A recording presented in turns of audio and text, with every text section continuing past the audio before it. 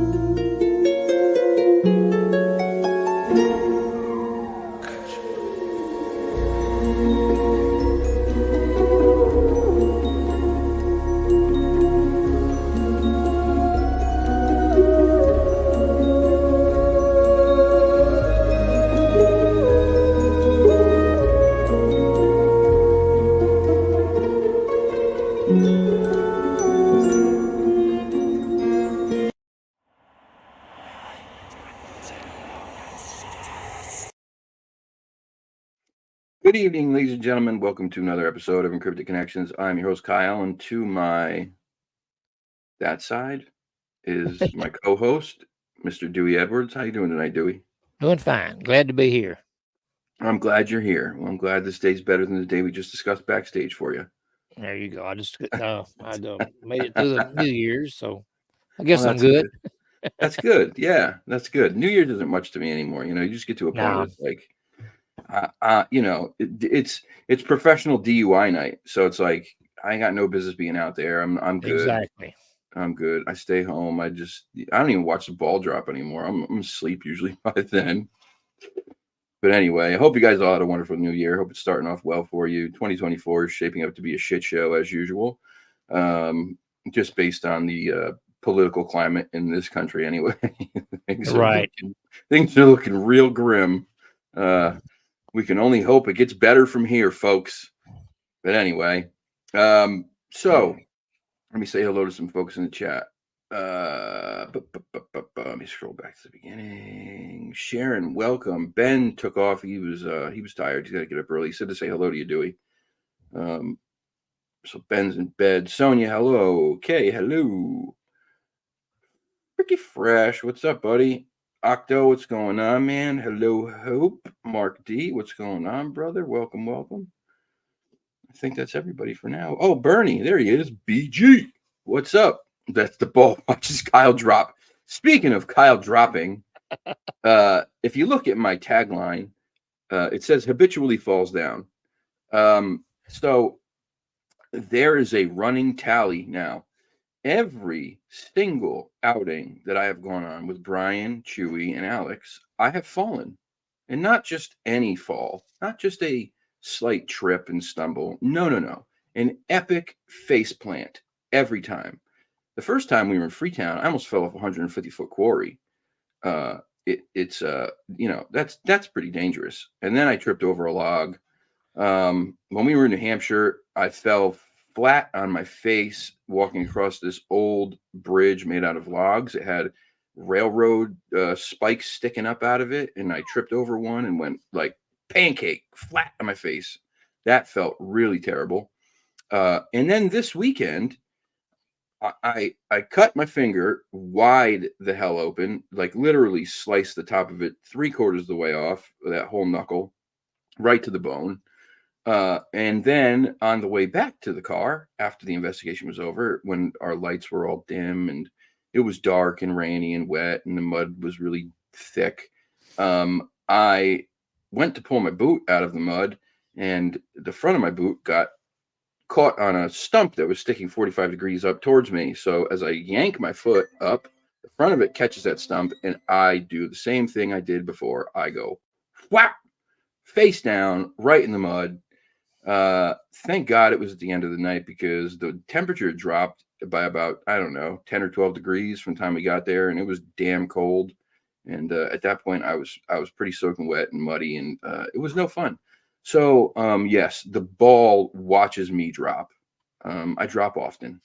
It's It's no fun. I laugh at it though. I wish we could get it all on tape because I would put a blooper reel together at the end of the year. There'd probably be about, I don't know, to 20 of these things at least.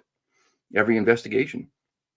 It's going to happen. Me and Ben talk about it often. He called me a big jelly baby the other day.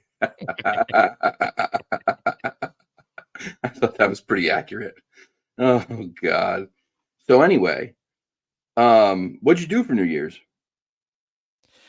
Well, I sit at home and tried to watch that the Nashville, the Big Bash Nashville, but I heard it they was didn't have shit. any country music singers anymore. You know it? I heard it was garbage. It was garbage. The best part about it was when Leonard Skinner had come on and wrapped up the show. Oh, well, And that's pretty good. that made it worth setting up to watch. That made the day. Yeah, that's definitely But it. other than Yeah. that, we sat around here and kind of snacked, and we had our black eyed peas and our pork. She fixed a delicious meatloaf. Here we are talking about food again.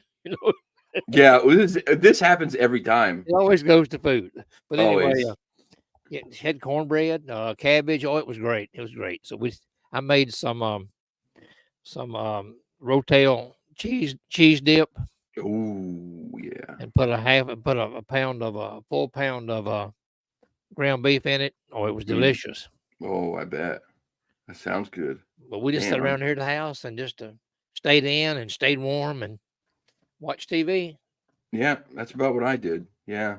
It's going to go back to food again because, New Year's, I didn't eat anything spectacular, but on that trip to New Hampshire, Alex and Brian have been talking about this place called the Country Mile forever. It's a gas station, convenience store, liquor store, but it's gigantic. This place is huge. They have the cheapest gas prices around. Every liquor store in New Hampshire is owned by the state, except for a couple that were grandfathered in, and this one was grandfathered in. Therefore, they have way cheaper prices than the rest. And it's not just liquor; it's cigarettes, it's cases of soda. So people go in there and you're loading carts up. They're case on case of soda, cases on cases of beer, boxes of liquor, cartons of cigarettes, and they're pushing them out in carts, man. Like, it's crazy. But they have a sub shop in there, and those subs have been rated the best subs in New Hampshire for, like, I don't know how many years running. And Alex and Brian have just talked about this place for so long. Now, we do a couple things really good in Connecticut. Not much, but a couple. We do New Haven pizza good. New Haven pizza is the best pizza in the world. And we talk about it. I'll say it every time. There's nothing better. We also do like deli sandwiches, and we call them grinders here. I know everybody calls them subs or hoagies, but we call them grinders. We do those very well here. So I was a little bit like, yeah, right. How great can this place be? They weren't kidding. It was spectacular. They were absolutely amazing grinders, and they were huge. Wow. For $9.99, the size of the sub that you get was just monstrous. It's so packed with meat, and it was really good. So they weren't lying. That's all I'll say about that. But anytime a place is that busy, they got something good going on. Oh yeah. So, if you ever see a food place and it's got a line, just go, just stop. It's worth it. Obviously, if there's a lot of people there, then there's something good going on inside. Sasquatch Seekers caught a couple cougars on the drone yesterday. Oh, that's amazing. That's awesome. Yeah, man, that's really cool. The drone's so awesome for that stuff. That was how Alex caught the moose when we were up in like way northern New Hampshire. 3 moose, one giant male, and then a female and a calf. He had said, he was like, I want to catch a moose on drone footage, blah blah blah blah blah, and then all of a sudden he does it. But yeah, getting the cougars, that's amazing, man. That's not easy to do either because those things blend in so well. That's pretty cool. I'd love to see the footage. Fresh says he knows a lot about pizza in Connecticut. You should. If you've been a fan of this channel or a supporter of this channel, then yeah, I've talked about it quite a bit. You should know everything there is to know about it. You should know my favorite pizza joint in Connecticut at this point. And if you don't, then you can't call yourself a real supporter. That's what I got. That's what I got. I got the mini too. Let me tell you something. That mini is that it works perfect. I don't know why you need anything bigger. Not for what I do. Um, that thing is amazing. You don't have to register it. You just fly it wherever you want. It's amazing. Takes great video. Great video. Zooms in wicked far. Yeah, it's awesome, dude. It's really awesome. What did I miss? Kay said something. I missed it. She said talking about the Leonard Skinner was good, but didn't like the Kangaroo's part in it. I didn't either. So. Oh, I didn't see it. I'll have to check it out. It was good. It was good. Yeah, that's a sacred song. Free Bird. Oh yeah, definitely a sacred song. Yeah, for sure. Yeah. At some point, when you grow, you got to get something bigger. If you're doing, if you're going crazier places and doing something seekers, but I get that. But for now, like, it works perfect for what I'm doing. I mean, I use it so that I can fly it over places that aren't easy to get into and see if I see anything, and then just to add cinematic quality to the videos that I'm making, and that it certainly does. Them bigger ones. What I really want in the future is a thermal drone. That's what I want because that changes the game. Oh, that would be neat, wouldn't it? Oh, come on. Are you kidding me? A thermal drone to fly over the woods with thermal technology? You know the upper hand you would have there? That's Oh yeah. incredible. I mean, that's amazing. That's amazing. I'm sure Alex will get one well before I ever have my hands on one. He's got working for Small Town Monsters obviously affords him a lot of really cool stuff. Um, the thermal that he uses, the pulsar, holy shnikes. We using that thing and then trying to and using like the other one that what did you get? The AGM? Yeah, the AGP? AGM 15384, I think it was, or something like that. So you got the better of the two AGMs. There's one actually a little better than that one. Okay. I think it's like I can't remember the name of it now, but I think that's the one Joe and Jesse got, I believe, was the one above that. Okay, so that's the one Brian has, and Alex has this Pulsar, which is like a $4,500 therm, but then he's got the one you have too. Now, after using that and using that Pulsar is like HD therm. You see individual branches, you see twigs, you see leaves, you see everything. It's crazy. I mean, it literally changes the game. I don't want to give too much away. I dropped the trailer for the video that should be uploaded tomorrow, the full video of the trip. I dropped the trailer just to give a little sneak peek of some of the stuff that was going on there. But suffice to say that from the moment we got out of the car, we had all kinds of stuff going on. I mean, it was probably the most exciting trip that I've been on with these guys for sure. We heard talking that there was nobody there, nobody around. We were in the middle of the woods. There was nobody there.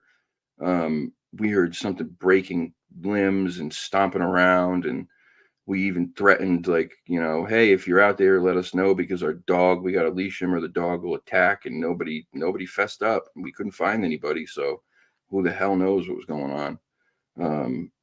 We had weird thumping. We had what sounded like mouth popping, knocking, big giant something stomping around in the woods by us.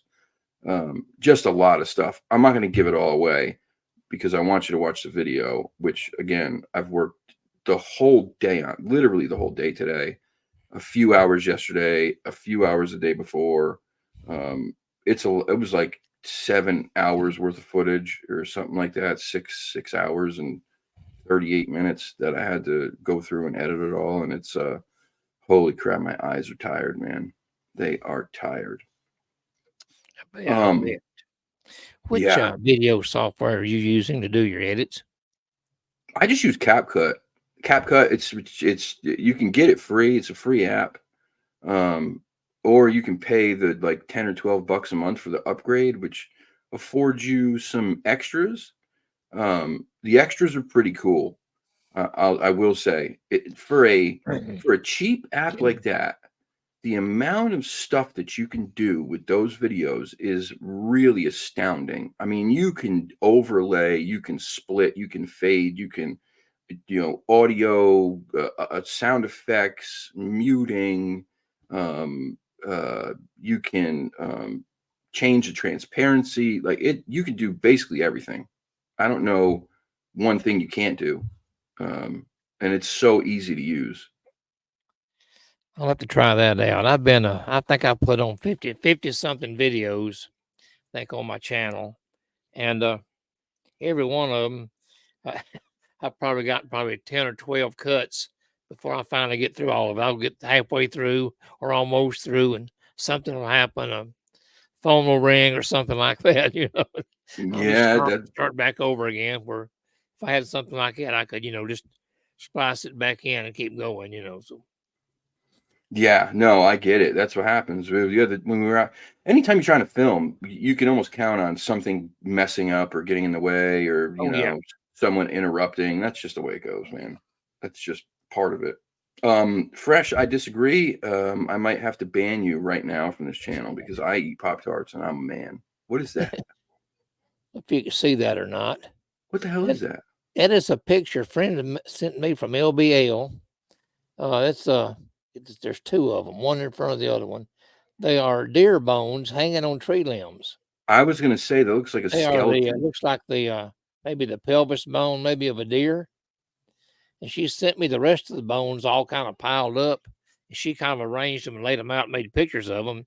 Want to know what they were? I said, well, it's evidently it's deer, but and then she sent them to me. And then a little later on, another friend of mine, he sent me the same pictures. He had found the same ones. So, Really? two people in the same area sent me the same pictures the same day. So that was kind of Oh, odd. that's weird. Yeah, the bones in the trees is strange, man. I don't know. Yeah. I know, obviously, you could say, Which I'm pretty sure um, probably somebody put them there, but you never yeah. I know, mean, you never know. That's the thing. Like, why? I always wonder why. Why would somebody do it? Yeah. They just, are they just messing around? Are they just trying to get somebody to go, oh my God, look at that? I guess it depends on how they're found, right? Yeah. Like, if they're just hanging on a branch, they're not too high in the tree, then yeah, right. It's very possible a pure person could have done it. But These look pretty low, I guess. Without being there, I couldn't really tell.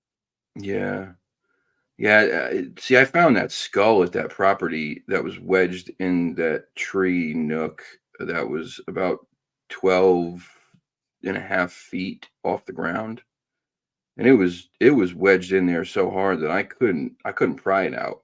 I don't know how the hell it got in there, but full size deer skull just stuffed in that tree nook, about 13, almost 13 feet off the ground. That to me was a little bit strange. Like I couldn't for the life of me figure out, this old man who owns the property certainly didn't do it. So I don't know how the hell that got there, but you know, we can guess. Um, Hmm. I ate Pop Tarts once, woke up in the park without any pants. Never again. Yeah, what Uh, flavor were they? yeah. Are you sure Something you I were might eating want to try. Pop Tarts and not roofies? That sounds suspicious. Um, was it named? If I don't know if y'all know here, Xana. No, what is Xana? What is that? Xana lore? What is? Does anyone know anything about Xana? Uh-uh. No. No, uh-uh. Tell us, Octo. I'd love to know. My great grandmother was definitely not named Xana. My great grandmother was named Nana. uh, Roofie pop, not a pop. Yeah, stay away from those roofies, man. They're dangerous. Especially you're a ex police officer. You should know that, Bernie. You should know better, man. Come on, shame on you. Shame, shame, shame. Um, I was. Oh, there he is. Right, just about to talk about something, and then Mike popped up. What's going on, Mike? Um, I did try out a new piece of gear. I'm not going to talk too much about it because it's still kind of under wraps what we're trying to do with it. But suffice to say, it is a pretty remarkable piece of gear. And I guess it's not gear technically. Well, I guess it is gear. More clothing, more like clothing. Um, but very special clothing. It's the, I don't want to give too much away because I'm still trying to do so much with this thing. But suffice to say that it worked really well. Man, I don't know. I guess I could talk about it a little bit. Mike, what do you think? You think I can talk about it? I think I should. It's an intelligent skin. It's not captured of the captured wild hairy woman in Eastern Europe, I think in the 1800s. Oh, yeah, no, that wasn't my gram. Nope, that wasn't my gram. I may have dated her once. Yeah. I definitely might have.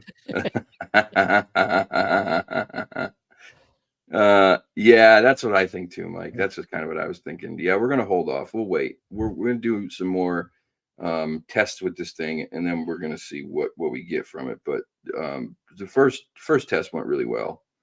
It definitely did. So I'm excited to see what happens in the future and be able to talk to you guys more about it. But I don't want to give it away because I don't want anybody else out there to jump on board and try to do this. You know, before I do. That's the whole thing. Um, Santa was trained to carry Bane's teachings and the rule of 2-4 after the war. Whoa, Bernie, I didn't know you were a Star Wars fan. I'm just reading that. That's amazing. Darth Bane was badass. Badass. That's great. Wow. I'm a huge Star Wars fan. Huge. I actually have a custom lightsaber, like fully custom, made from a lightsaber smith in England. Um, it's pretty sick. Yeah, Darth Bane was dope, man. He was one of my favorites. Anyway, so let's get off that. We got to stop talking about food and Jedi's, and this is supposed to be a cryptid show. I'm a bit out of sorts still. I did not. I didn't feel great the last couple days. I had this weird like flare up of Lyme, and it's crazy. It just comes out of nowhere and just beats the hell out of you. Um, oh, come on, Bernie, are you shitting me? That's terrible. You cannot be Star Trek. You're better than that. You're better than that, man. Look at what you just rattled off about Star Wars. How could you be Team Star Trek and know all that? You got a couple. Nice, bro. Nice. Amazing things in the UK. I agree. Yep, absolutely. There are. Everyone's been ill. Yeah, everyone's ill here too, man. Everybody. There's all kinds of shit going around. Everyone's sick. I know it's so cliche, but it's literally, it's like every time I turn around, someone's like, "Oh my God, I've been sick for a week. I've been sick for 2 weeks. I've been sick for 2 weeks and a half." And, you just said someone in your family's not feeling well, right? Do? Oh yeah, I was reading the chat. I'm sorry. Yeah, my son-in-law and daughter, they come down with something. They think it's a flu, maybe, but we don't know. There's I just keep everything cleaned up and sanitized good and everything. Keep everybody else from getting it. So yeah, they're kind of right. quarantining themselves right now until we see what's going on. But There's so much going around, oh, it is. and mom's been sick. We thought she had bronchitis because it just sounded so terrible, but apparently it's just a virus that's really crappy. Um, but everybody I know has had something within the last month or so, and whatever they are, these viruses, they're hanging on for dear life. They don't want to go away. Normally the 5-day virus is hanging on for 10, 12 days, 14 days. I mean, that's an incredibly long time for just a virus. I don't know if they're hanging around that long or just they dumping more on us all the time, So Yeah, probably that too. you noticed all the see somebody had a note about the chemtrails in the chat. You noticed the increase in chemtrails here lately? Me personally, no, I haven't. Why is there a lot more? Yeah, seems like to me there is. There's constantly something's crossing the sky all the time, leaving a trail. They didn't leave trails like that when I was young. I don't remember seeing them, but you'd see a plane fly over every once in a while, but or nothing Yeah, like it is right now. I mean, I guess I don't pay attention to it too much. I don't, I didn't, I've never studied a whole lot about the chemtrail subject. I know a lot of people are very interested in it. I just assume at any given time that the government is just dosing us with all kinds of shit, in every orifice that they can, and. So whether it's in the sky, in your water, in your food, I just assume that they're trying to mess with us every way they can. So I don't even care. I'm just like, yeah, all right. I just figure that if I walk outside, I'm going to get some kind of something in my lungs, and if I'm taking a drink of water from the tap, I'm going to get something in my water, and um, you know, it's sad. It's really sad to think that way, right? But that's just kind of the world we live in now. Yeah, it's crazy. It is crazy. I get to do something tomorrow I hadn't done in a long time. I have a radio interview Yo, with the radio station in Franklin, Kentucky at 9 o'clock in the morning. So I haven't radio. I haven't done that in a long time. I went to Nice. Atlanta, Georgia, back in 1971, and got my third class radio ticket, to be a DJ. And that was my dream, was to be a DJ. Are you And kidding me? I That was thought, my well, dream when I was young too. so I went. So I asked this guy. I says, "Well, how did I find this place? It was supposed to be at the Atlanta Gaslight Towers." And he said, "Oh, it's easy to find. It's on Peachtree Street, so you can't miss it." So I get down to Atlanta. Every street down there is named some kind of damn Peachtree. There's North Peachtree, South Peachtree, East, West, Little, Big, North, South. I mean, Yep, sounds I about never right. found the place. I finally parked my car and hailed a taxi, and he circled the block and let me out just about maybe half a block where I got in at. I was in front of the place the whole time, just about. But it was fun. Took my test and passed it. And never did use it though. I went out to the local radio station a few times, and sat out there with them a little bit and did a couple, 3 little small commercials. But that was basically it. That was my extent of being a DJ. Man, I wanted to be a DJ so bad. Me and a couple friends had a show after school on a local college radio station, and then when my friend went to school at Eastern, he got a show there, and then I would go up once in a while and hop on the show with him there. I loved it. I had so much fun with it, man. It was a blast. I don't know why I didn't go to school for it. I don't know. Who the hell knows? I don't know. I was a terrible student, probably. That's probably partly why I didn't go to school for it. Um, but yeah, it was fun, man. I loved doing that. I wish I had done more with it. Um, Thinking of the names of these roads, how a lot of them are named Peach because you're in Georgia. One thing that did you ever watch that? There was a comedy special. I think it was Chris Rock, and he talks about how the street, the number one street to stay away from in every city is the street named Martin Luther King Boulevard. Like, no matter what city you go to, Yeah, every Martin every Luther town's got one. Yeah. every city's got a Martin Luther King Boulevard, and it is almost certainly a very bad area. Yes, And yes. Chris Rock does his bit on it, and I think it's Chris Rock, and it's so damn funny.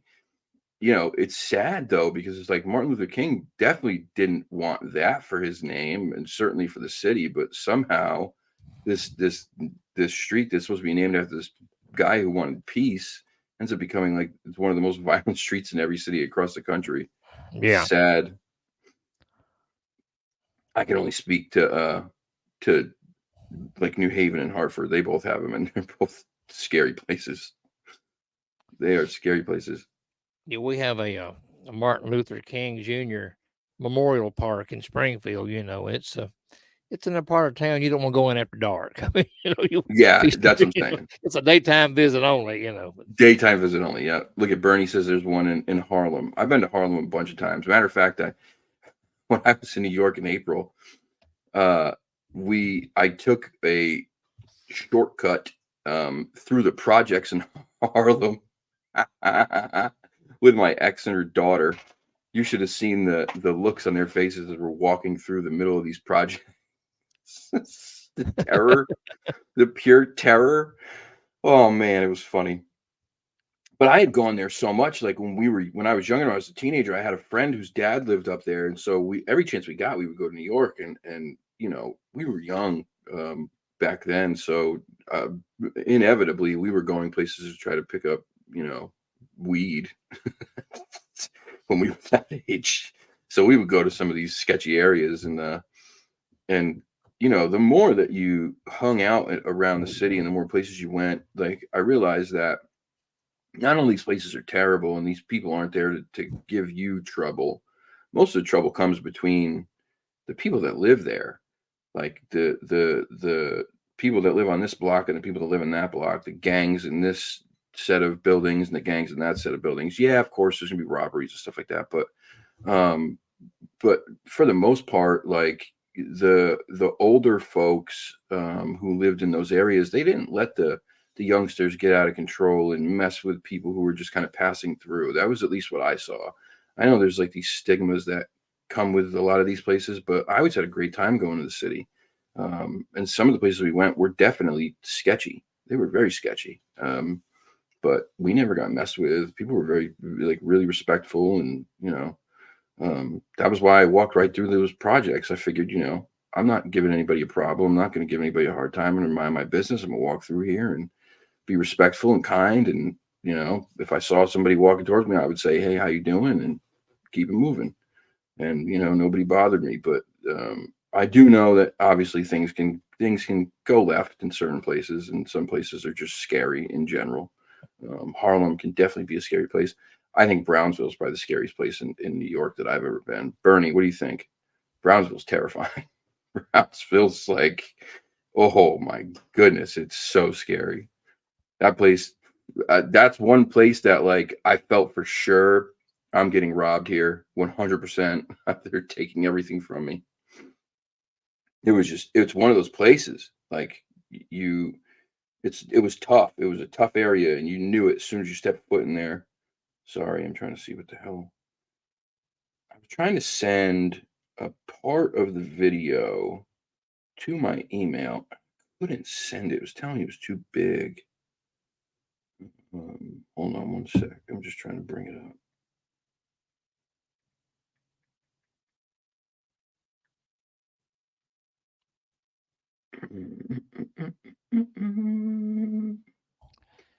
Yeah, my grandparents lived on the south side of Springfield. We'd go over and visit. There was a little row of stores up the road. There was a barber shop and a little I think there was a secondhand store and a little small mom and pop grocery store there. And we'd always go up there and buy candy. You might not have maybe a quarter or 50 cents in your pocket. And go up there and buy some bunch of penny candy. And I come out there one day and a guy walked up and said, "Give me your money." And all I had was about a quarter left. I hadn't spent all my money. I was going to spend the other one, the next day.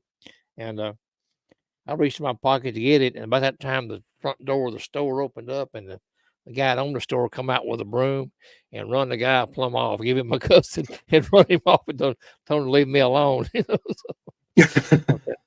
So I went right back in immediately and bought bought the rest of my candy, and I went I went back to my granny's house.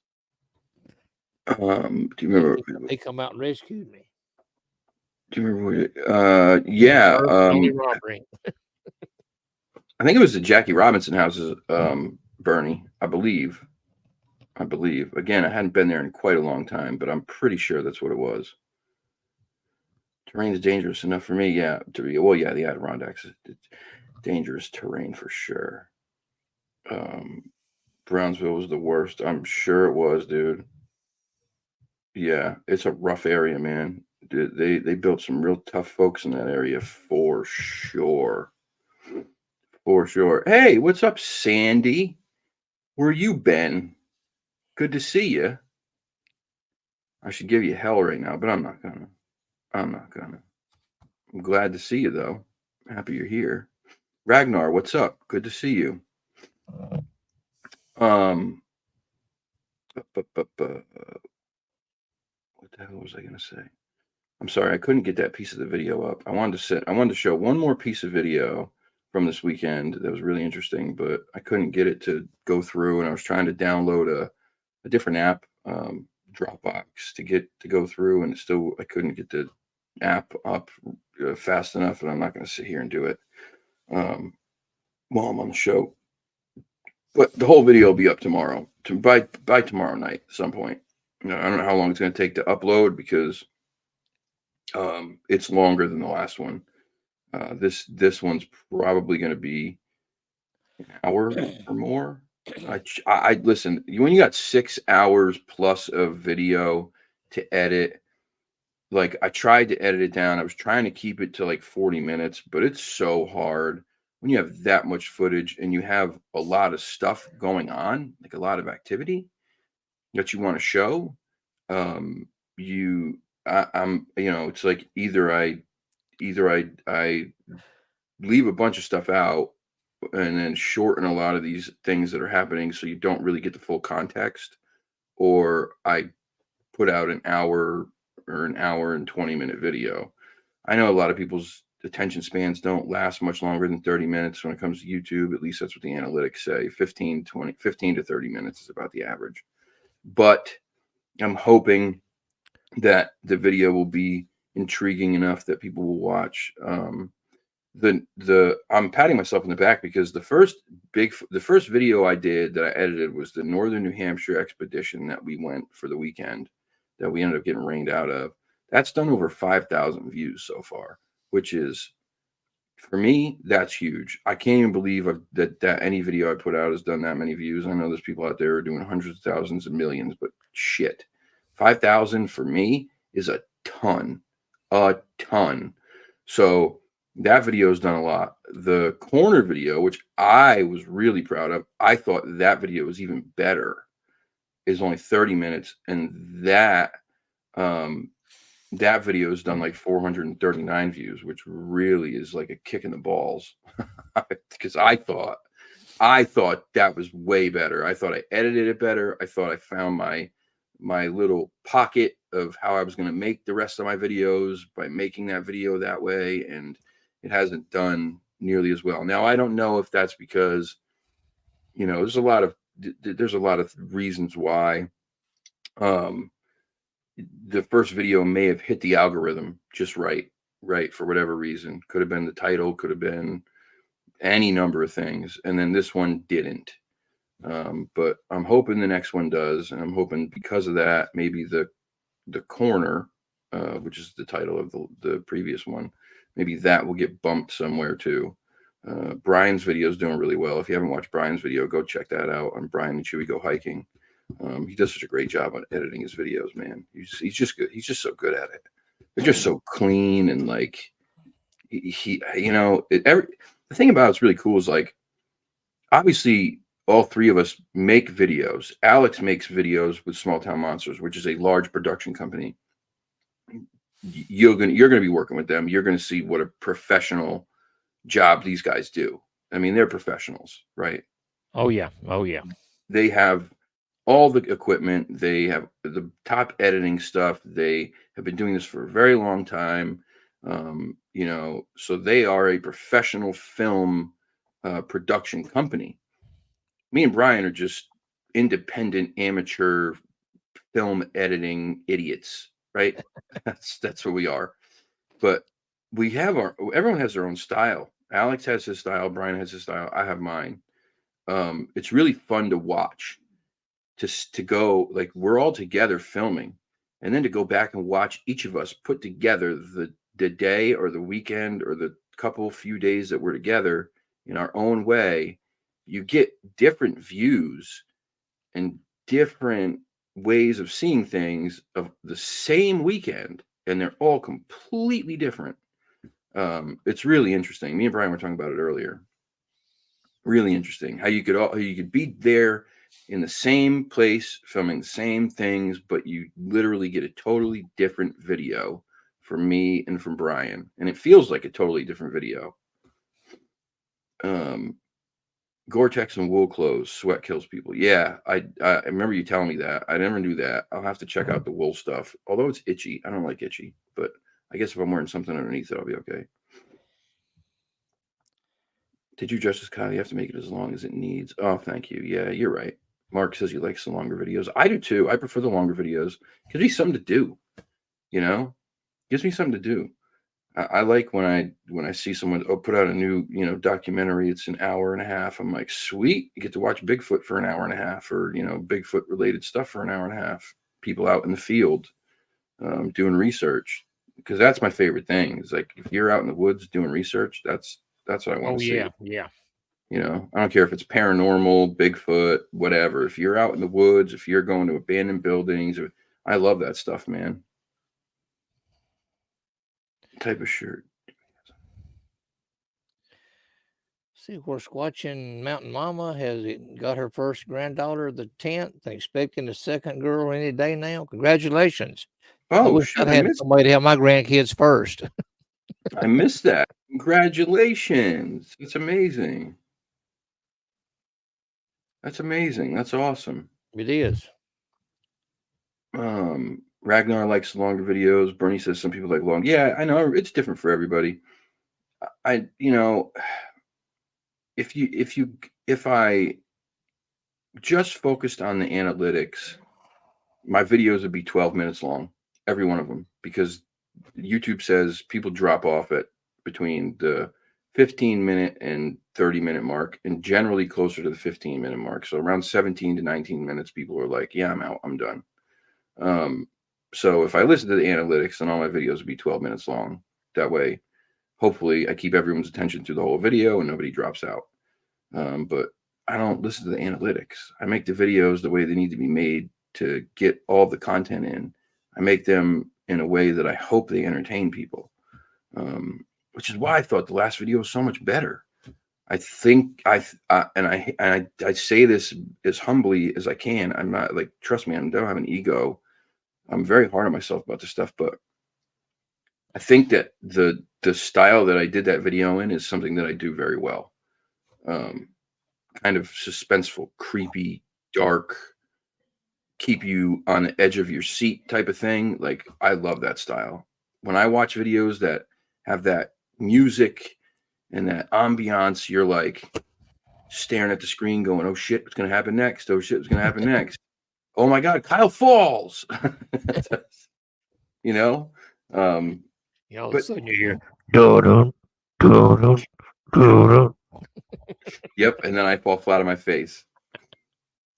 Yep. So, but yeah, it's music's important too. Obviously, if you watch a lot of shows or movies, if they didn't have music in them, they wouldn't be scary. They wouldn't be suspenseful. They wouldn't be emotional. The music makes it, right? The background music makes movies. It makes TV shows. Without it, you would be missing so much of Oh, the yeah. emotion. Yeah, so much. I love things that are soundtracks to movies are some of my favorite things, because it puts you in that place where you're watching and you remember, oh my God, I remember what happened when this song played in this movie, and it brings you back to that emotion that you had when you watched it, if it's a good movie, right? You're your worst enemy, your greatest critic. Yeah, that's very true. Discovery has ruined me. I'm watching a professional production for obvious reasons. I prefer amateur subject. I do too. I like um, more raw, amateur, real life stuff. I watch YouTube more than anything. What about you? Oh yeah, I do too. I watch it a lot. Yeah, I mean, I don't watch any live TV anymore. None. I have streaming networks. Like I got Netflix and Stars and Discovery and Disney and all that stupid shit. But I watch YouTube 95% of the time that I'm watching anything because you can watch whatever you want. Pick any topic. That's the best thing about YouTube is there's something for everybody. If I want to watch, bunny rabbits hopping on a bed full of gerbils with polka dots, so someone's got a video of it. You know what I mean? Like someone's got it. Yep. If I want to watch Dewey making a shaker box, guess what? There's a video of Dewey making a shaker box. Hey, matter of fact, I wanted to ask you a question. All right. You ever make a parabolic dish? Oh yeah, I made 2 of them. Get the hell out of here. Okay. Bye. I thought you were going to say no, and I don't know why I thought that. I should have known better. I've got one I want to modify. I used a little small. Here's one right here. It's just a little small. Okay. But you have to mount it. There's a formula you have to use to build one.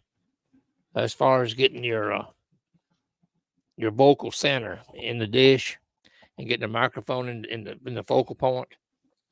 And I've got that. If anybody wants it, I can email it to you. But I took the first one I took was a big stainless steel mixing bowl, and it's probably about maybe a 14 to 16-inch diameter. It's a large one, and I mounted it on a tripod and put this microphone in it. I said you use this formula to figure your focal point, and mounted everything in it, and then I made a little bracket on the back to hold the recorder and all that kind of stuff in. But I did the first one, went to my wife's uncle's house, and I set it up in the area that had been hearing some activity in. And they, his grandkids come over, and they were working on his truck down there close in the garage, close to where I had it set up at. And I was going to move it, never did. I left it down there. And we got some vocalization in the woods back behind their house, the opposite direction of where I had my parabolic set up at. So I thought I need to build another one and put one in the front and one in the back, cover both ends of the house with it, And that's what I did. The next one was it's about the same size bowl, but it's plastic instead of stainless steel. It's a little bit lighter, but I don't think it's quite as good. The plastic may absorb some of the sound, but the stainless steel it echoes pretty good off of it. So I've sit up in my garage and had my granddaughter go up or maybe 150 yards up on the hill, and I had her just talking in normal voice, and I could hear every word she said, and I'm hard of hearing, so it had to improve it. It worked out great. So how hard is it to build one of these things? Does it cost a lot of money? No. The most I spent on mine, I think I bought that bowl at a flea market. In fact, I bought it to make my my homemade cheesy sausage balls in because it's real easy to mix up, a lot of room, and so I bought it to that, and I had it for a couple of years, and I thought, well, I'm gonna make this parabolic out of it, but it's real simple. You just got to figure out where you get your focal point figured out, and figure out some way of mounting your microphone where it'll stay, in the center of the focal point, and it won't, it's got to be tight. It can't be loose and rattling, but it's easy. I'll send you some pictures, and both of mine, they're light enough you can actually take them off the tripod and use them for handheld if you want to. So Oh, nice. There's no power involved in them except your battery for your recorder. So Right. it's nothing. I've got one recorder set up. It's a 12-volt battery in it that should last a day or two recording. If I wanted to set it up, so it's got its own separate power supply. Its own separate recorder. I can put that on there and use it if I need to. But I set up wish. out back and used it some. I got a faint tree knock out of it one time, but that's about it. See, we had so much stuff going on this weekend, and a lot of it was in the distance, not in the distance so far that you couldn't hear it. Obviously, we were hearing it, but the phones and the cameras wouldn't pick it up. Even the audio recorders weren't. But if you had a parabolic, you would have heard this stuff Oh yeah. crystal clear.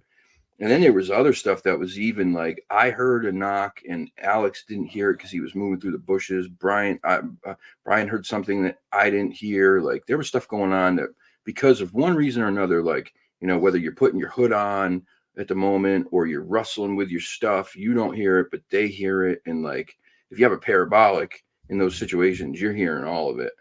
I wished so bad I had one like this weekend because we would have recorded some craziness. That would be a good YouTube video for me to put up. It would be. If get one of you them and if you kind of make one, walk if you everybody through making one. It's already made, but I could kind of show them how I did. How I did it. And I'll that'd pay work. you for it. The video. I'll pay you for the parabolic dish. They're easy. They're easy to make. You can do it. I'll send you. I can get you a list together of what materials it takes. And That'd be great. I said if you've got a big plastic bowl, then hang on one second. I'll have to find something. I don't think I got one, but I'll find one. Let me see what's going on here. I watch out because I feel there's more to Sasquatch than we realize, and I want to know what it is. Yeah, that's me too. That's the whole reason I do this, because of the mystery. I want to know more. I need to know more. I have this like overwhelming obsession to need to know. Just a plain old bowl, any kind, plastic or anything. This would be great to make a parabolic out of. Oh yeah, look at that thing. Surface in the back, and you'd mount your microphone in. It's good light. Is that like a Halloween candy bowl? In a cold weather, if you dropped it or fell with it, Yeah, or fell with it. Yeah. Thank you for that. They're easy to make. Nothing to them. I think you can get these little microphones off Amazon for $5 or $6 a piece. Not very. Yeah, they're cheap. Yeah, Bernie wants. I do prefer the metal one. Like I said, the plastic has a tendency to absorb, a bit of sound, where the stainless will bounce it off a little better, back toward the microphone. So a teeny bit heavier, but not much. Yeah, right. If it's thin enough, it's not gonna be too bad. Yeah, this one I got's real thin. This is great. The Amish store sells some up next to Guthrie, Kentucky. They've got them that size. I got that out of, but they're a little more pricier than what I give for that one. But I've been checking the flea markets and the antique mall for some of them, and I hadn't found another one yet. If I do, I'll pick it up. It probably costs more to ship one of them than it would anything else. Yeah, probably. They're easy to make. I may be able to find something and put you one together.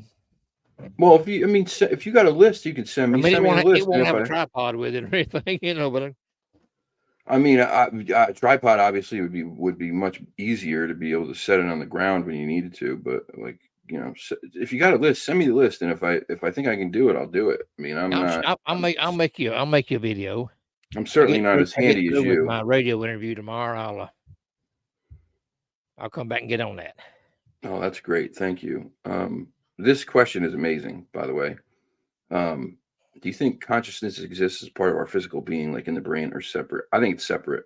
I think if we die, our consciousness is still alive. I don't know where it goes, but I think it's still there. I think maybe it depends on what depends on what you personally believe. Like, is there an afterlife? Is there, do you have multiple lives, right? Do you become reincarnated as somebody different? to come back and learn what you need to learn. I don't know, but I think our consciousness is separate from our physical body. I think while your physical body is here, obviously they're connected. But once your physical vessel is gone, I don't think your consciousness just ceases to exist. I think it's still there. Yeah, Clearly not handy. Yes, I almost lost a finger. Yep, that's right. that's always been my belief that you're put here to learn a Yep, lesson. yep, And if you don't learn that lesson during this life, then you're reincarnated and come back to learn it again, or to learn it. yep. I've always thought that. I may be wrong, but that's my belief, So I do believe in reincarnation. Yeah, me too. Me too. Um, Salty, real quick, I want to address something because you said if you watched a Bigfoot hunt or a ghost hunt and there was background music, you would shut it off right away. But there was background music in my last video, and you said you watched it, or did you shut it off right away? I'm waiting. Imagine listening to a parabolic in the woods and one of your buddies walks in front and rips a big fart. Yeah, that would have happened multiple times this week. Actually, one of the times I thought Chewie was growling, and it wasn't a growl at all. It was a growler. Imagine having that parabolic then. Oof, blow your eardrums out. So I'm waiting for the answer, Salty, because I had background music in my last video, and it's going to have background music in this video too. I make it very quiet during the moments when we're actually doing the investigating, and it's really, really low.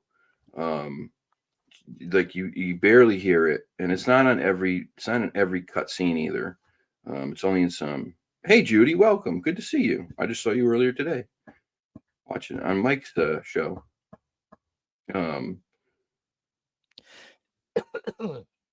Yeah, Excuse me. those near death experiences are crazy. My mom was watching some videos on that recently. I watched them about a month ago. Um, Very, very interesting stuff, man. Exactly. Yeah, they know things that's impossible to know. Yeah. Um, Suggests people's conscience becomes separate when they expire. That's what I mean. So I think it's separate from the physical being. I think it operates it can operate independently of the physical vessel, but while the vessel's here, it's a part of that whole thing. Um, Hmm. Heightened suspense music unnecessary. Yeah, maybe So I when the guess. vessel expires and you lose your consciousness, then they bring you back. Do you get another one or what? Yeah, right. Or yeah, Yeah. does that same consciousness attach back to you, or do you have a different consciousness if you've technically died and come back? And is that why you know different things? No, because that would make sense because you would still know all the things about your Yeah, life that happened up to that point. Hmm. It's such interesting stuff. It really is. it is. I I I believe in reincarnation. I have a really crazy fear of water, but not just water. I have a fear of ocean water, but specifically ocean water that is too dark to see your feet.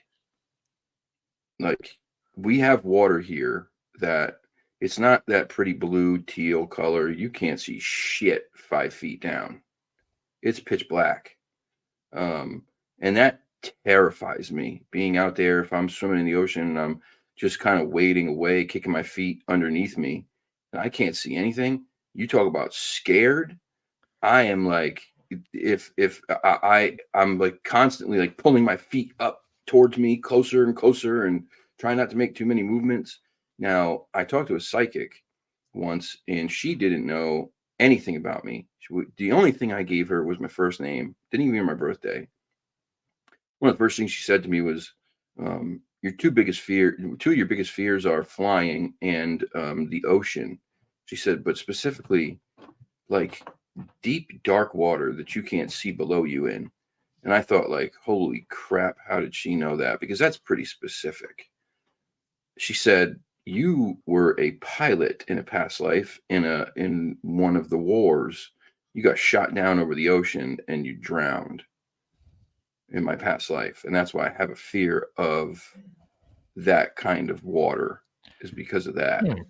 Which, could be total malarkey, but the fact that she nailed it, like, right away. I mean, I don't know how she would know that. So I thought that was really interesting. Yeah, I must have been buried alive in a past life, I guess, because I'm I have a deathly fear of, I don't know, claustrophobic. So bad, And I was watching a TV show last night, and they were talking about they found this underground city or something that was like they had tunnels going down to it, and it was like 260 feet down and underground. And I thought, I couldn't stand that. Knowing that much, knowing that deep into the ground, that much above me, I couldn't No, handle that. no, that's scary, man. That's definitely scary. Val had an NDE when you were just a kid. That's terrifying. What happened? I mean, you don't have to share it with us, but oh, see, but but that is the exact music that I used. Is like a suspenseful, dark, creepy. That's what I used. So someone here is lying. That's all I'm saying. Someone here's lying. Either you hated the video, I'm breaking your balls, man.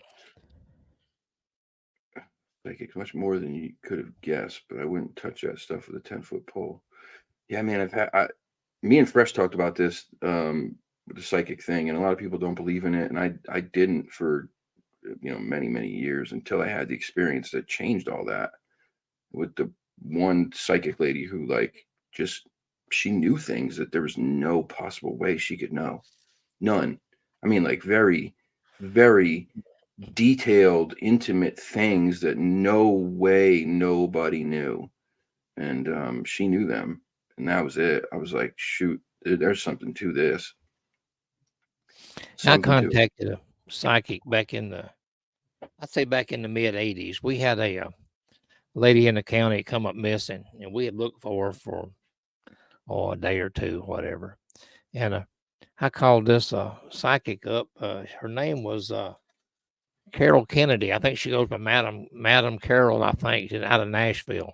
I'm not sure if she's even with us anymore or not.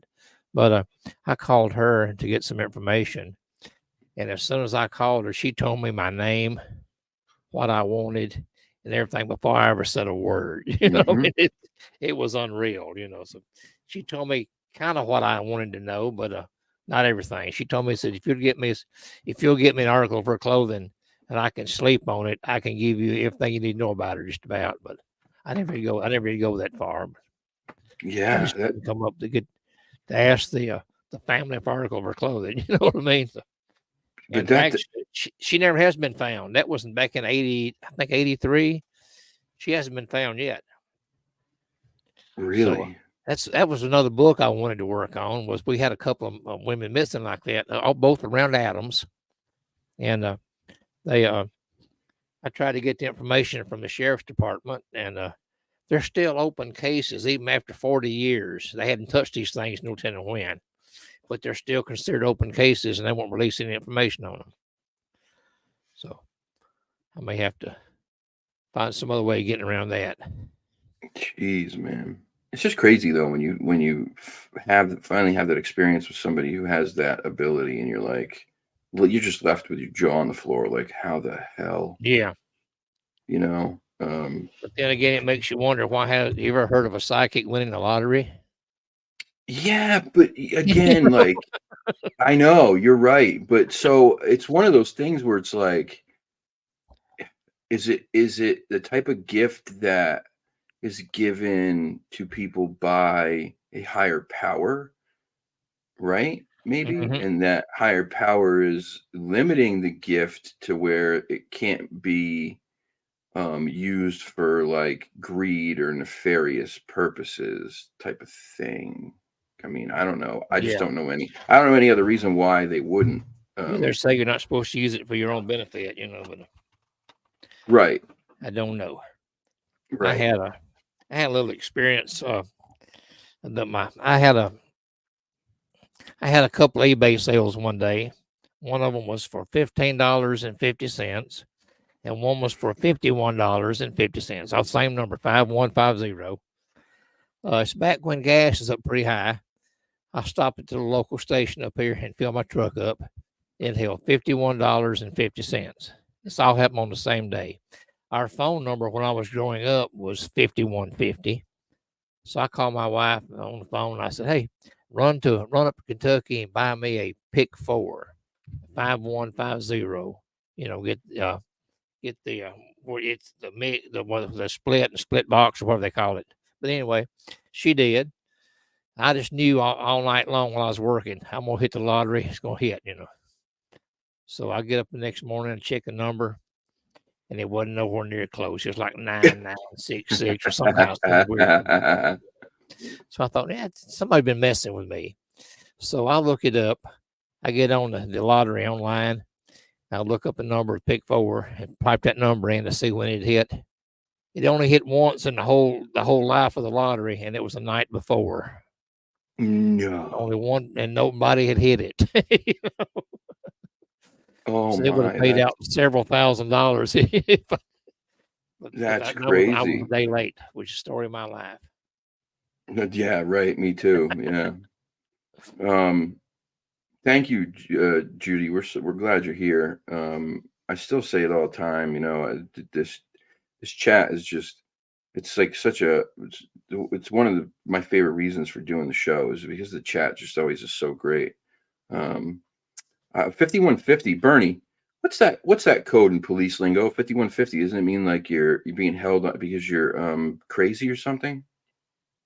Isn't that what 5150 means? Like if Hmm. it's a 5150, it's a mental health code It may hold or explain a some lot shit. then, maybe.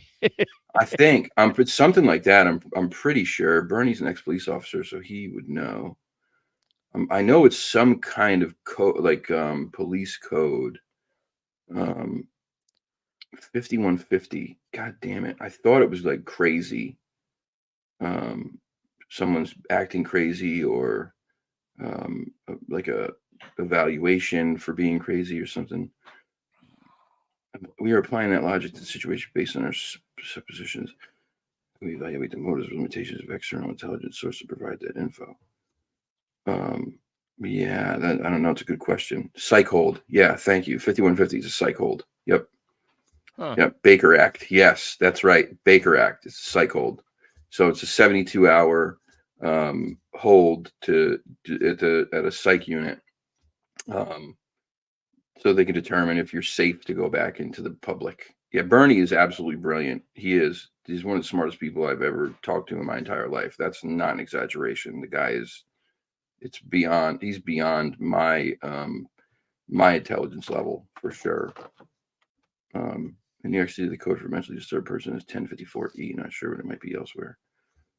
Okay, well, 5150 is the Baker Act. That's right. I think in a lot of places, but it's a psych hold.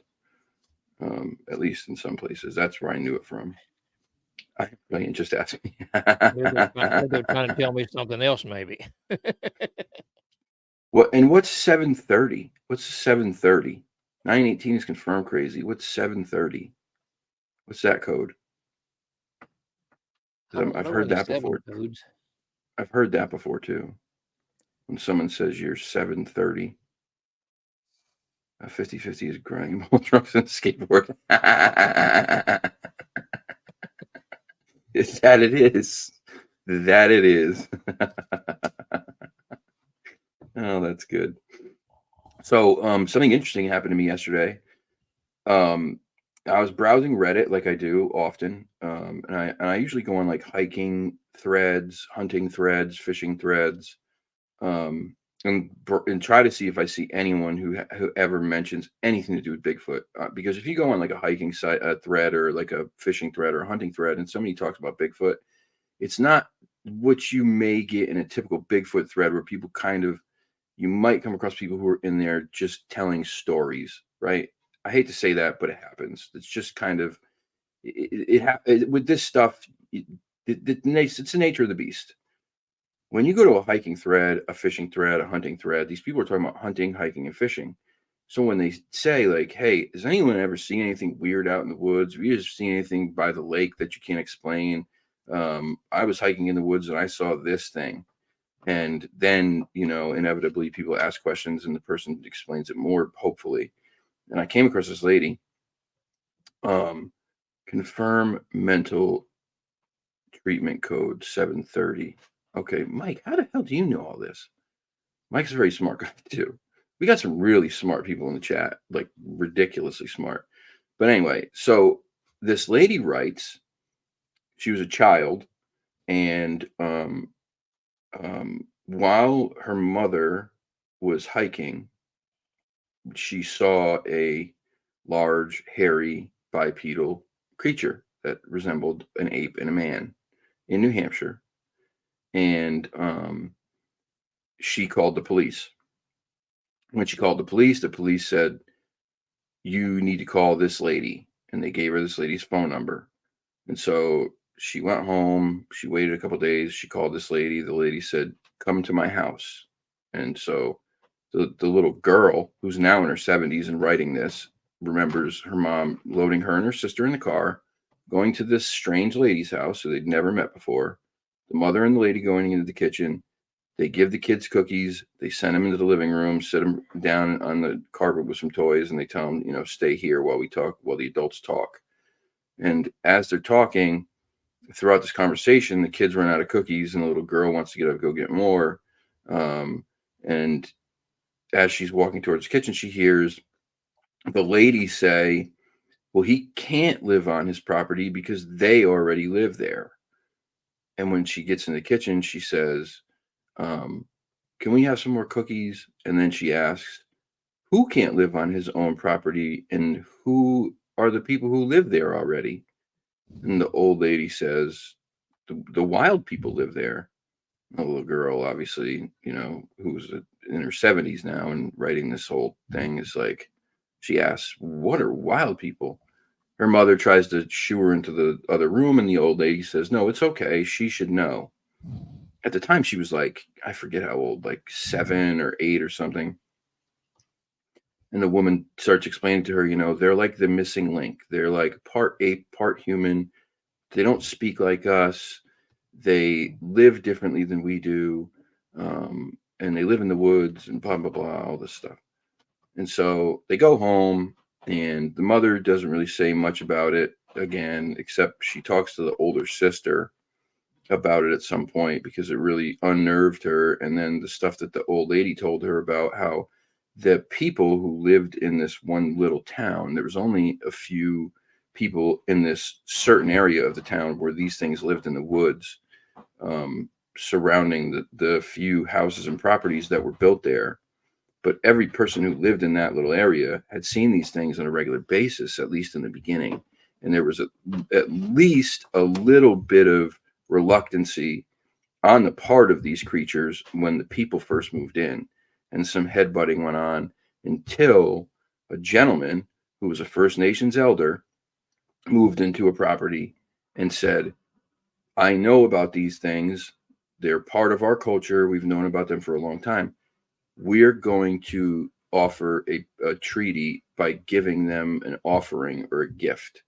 And that's what happened. The people who lived in these houses where the forest was behind and these things were frequenting offered these gifts.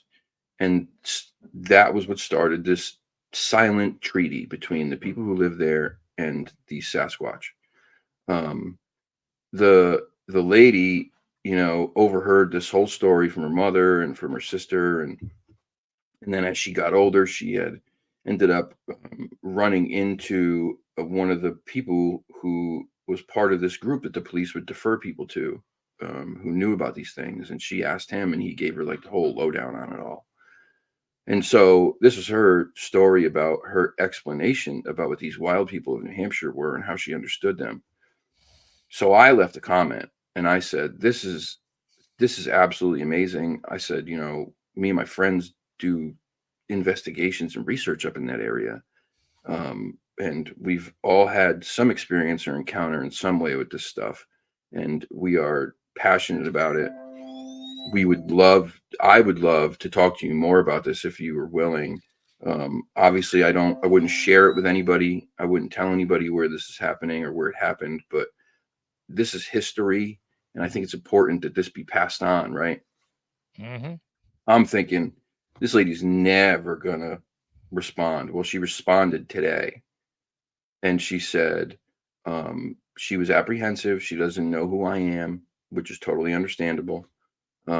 She doesn't want to give too much away because she still believes these things live there, that they don't leave these areas, that the primary family, the mother and father, stay in this area. And there may be two sets of mother, father in these areas. The children grow up and they leave and they go out on their own and they find their own places, but the parents stay. And they may, migrate to some places and follow food sources in different times of the year, but for the most part, they live here full time. And so she didn't want anyone to go bothering these things. My next question was, do you think that these things from when you were a kid are still alive? And she said, absolutely, she does. So I was like, I'm so intrigued. I'm like, this is crazy, man. I want to know more. I want to know more. So I said, well, listen, I don't want to push you. I absolutely respect you if you want to keep this private. I understand.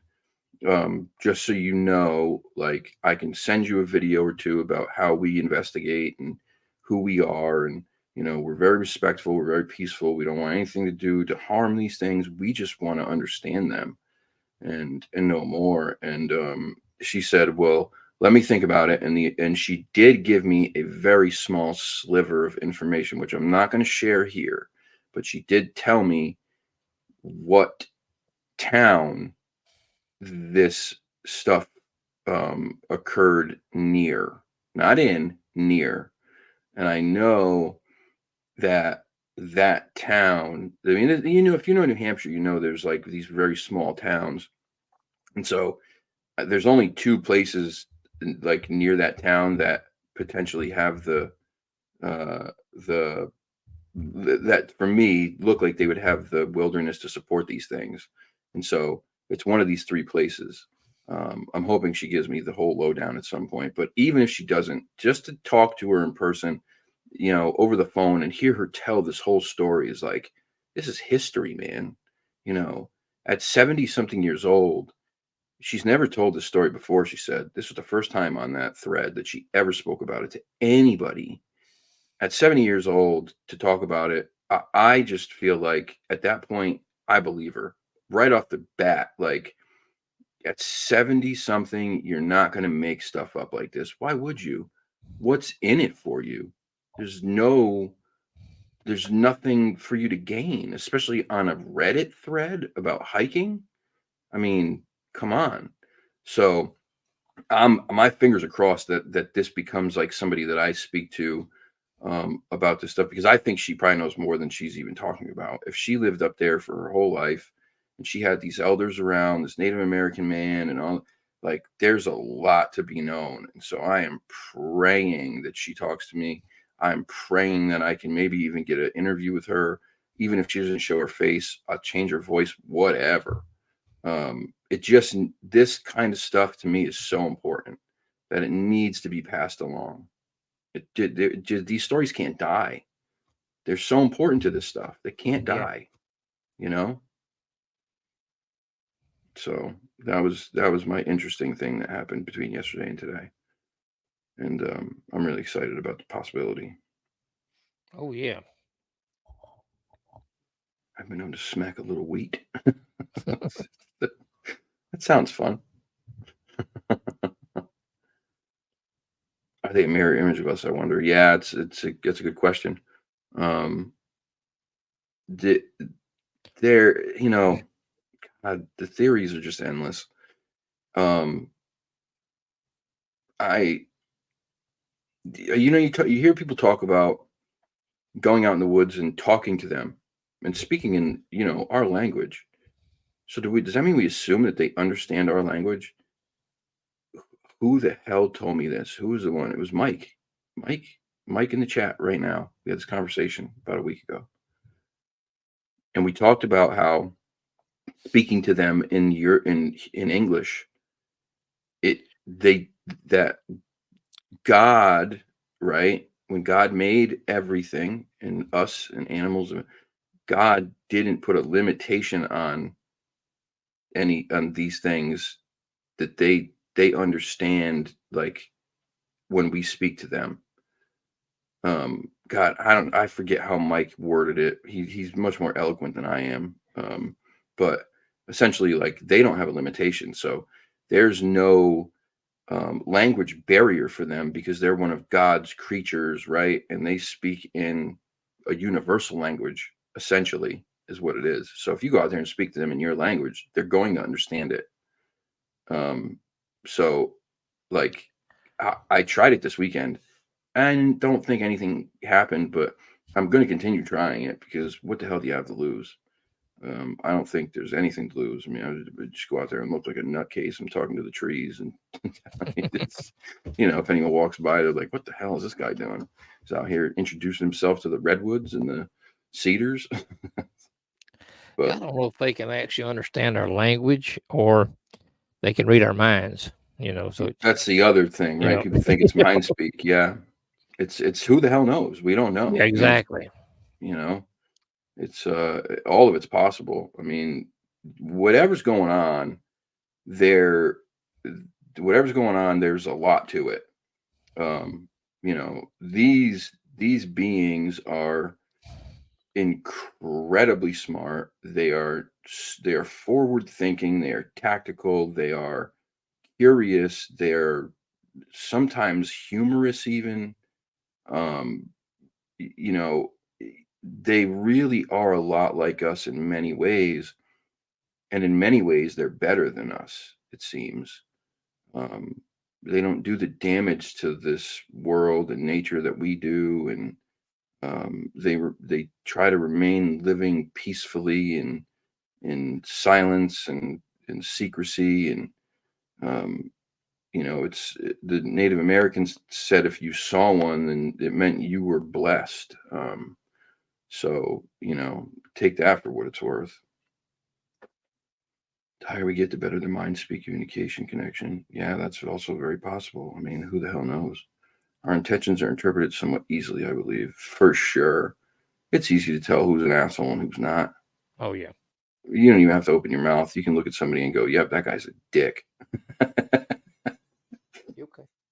And I mean, maybe not always right, but usually my dickhead radar is pretty right. Yeah, yeah. I can pretty much tell just by looking at somebody. Sometimes they even have to speak to them. Yeah, they got that look on their face. They don't, no one's holding the door. They're not saying hello. They're not. It's just those people. They're cold and they're calculating and they're, just you can feel it. You can feel the energy. That's the thing. Energy is real. Oh yeah, It's yeah. it's tangible. You can feel it. With humans, with ghosts, with Sasquatch, you can feel it. Alex talked about when he was out in the woods a couple years ago, in these woods that we were in this weekend, and how he got this overwhelming feeling that he was being watched. Like it was so crazy. It came out of nowhere. The hair on the back of his neck stood up. The hair on his arm stood up, and he stopped in his tracks. And he was like, "I just felt like someone was burning a hole in the back of my head." And he didn't say anything. His friend who was with him in that very moment goes, "Dude, I think Yeah. we're being watched." Alex is like, "Holy crap." That's exactly what I was thinking in my head. And at that same moment, they hear this knock come from the woods to their right. So, it's those things that go to show you that energy is tangible, that you can feel it. Oh yeah. And obviously our um, what do they call that? Not your not your not your sixth sense, but what's it called when you Intuition. intuition. Thank you. That's the one. But yeah, it's all interesting. It's all interesting. But anyway, um, I'm gonna wrap this thing up. I'm freezing right now. I'm so cold. Oh, My God, I'm frigid. It is not warm right now. And we're supposed to get snow this weekend. we're supposed to get a lot of rain. I don't know about snow, but we're getting a lot of rain this weekend. We're supposed to get a pretty decent amount of snow from Saturday night into Sunday, which would be our first snow of the year. And if we get this snow, the amount that they're talking about, it will already eclipse last year's snow total for the whole winter. Wow. That was how shitty last winter was here. We got nothing. We legit got nothing. So I love the snow. I'm excited. I hope we get it. If we do, I will be out in the woods the day after that storm because it's my favorite time to go out when the snow's out there and it's fresh and it's quiet and no one's out. And prints are very easy to see in the Oh snow, yeah. folks. Yes. They are very easy to see. And when it's that quiet out in the woods, when the snow falls and it's that quiet, you hear everything. Everything. It's crazy. So it's my favorite time. I hope it does snow. You would like a refund on the 2023 snow? Yeah, I would too. I would too. We got more than enough rain. Somebody take gosh darn rain, and just shove it somewhere. It's been the ruiner for 2023. It ruined so many plans that we had. At least 4 or 5 outings we had planned to do, we couldn't do because of stupid rain. Anyhow. All right. Dewey, you got anything? I got a visitor in the background. See it? I see that. I see that little thing just I popping its think head up, looking around. I think she's being bribed to get up in that chair. I think. It looks that way, doesn't it? Yeah, there she is. There she is. Cute little thing. Pitch a few treats up in the chair, and she'll go for it every time. That's right. I would too, especially if they were Pop Tarts or pizza. Yeah, or popsicles. Yeah, yeah. Well, no, I don't want any popsicles right now. It's too cold. Too cold. So next Tuesday we'll be back. And then keep an eye out because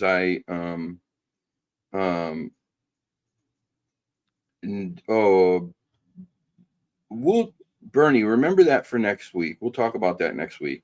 I had this conversation with Alex a couple days ago. Yeah, scared.